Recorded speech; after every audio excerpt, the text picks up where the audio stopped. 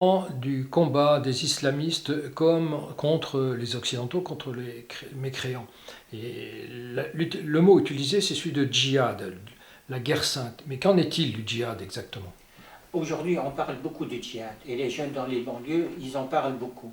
Il faut expliquer ceci et leur dire ceci. Le prophète, quand il a utilisé ce terme, c'était en rentrant d'une bataille pour dire à ses compagnons, nous avons terminé avec le petit djihad, qui est la bataille, pour affronter le grand djihad, c'est-à-dire la lutte contre soi-même, ses envies, ses instincts, la volonté que nous avons les uns et les autres à accumuler les richesses, le pouvoir, ainsi de suite. Pour le prophète, c'était ça le grand djihad. C'est une lutte contre soi-même toute sa vie.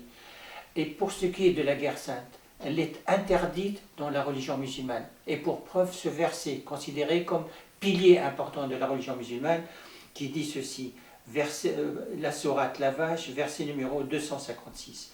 La ikraha fi din, point de contrainte en matière de religion. C'est terminé, c'est interdit. Et on peut citer l'islam comme une religion qui a enseigné la liberté de conscience. Un deuxième verset pour s'en convaincre, sourate La Caverne, verset numéro 29. وَقُلِ الْحَقُّ مِنْ رَبِّكُمْ فَمَنْ شَاءَ فَلْيُؤْمِنْ وَمَنْ شَاءَ فَلْيَكْفُرْ.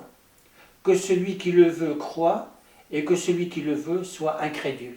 Il y a même un parallèle entre un croyant et un non-croyant. Ils sont sur un même pied d'égalité. Et la liberté est laissée aux êtres humains.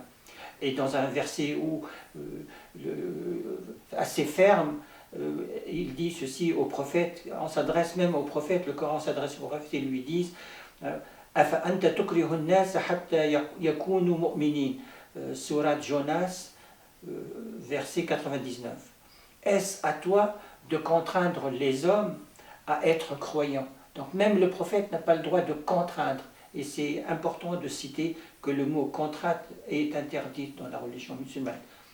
Et dernier verset, en rapport avec la vie du prophète lui-même, son quotidien, quand il voulait insister auprès de son oncle sur son lit de mort, il lui disait, dit l'attestation de foi, le Coran s'adresse au prophète et lui dit ceci, dans la sourate Les Récits, verset 56, إِنَّكَ لَا تَهْدِي مَنْ أَحْبَبْتَ وَلَكِنَّ اللَّهَ يَهْدِي مَنْ يَشَاءُ.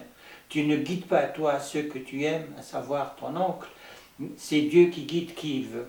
La liberté, elle est totale pour l'être humain.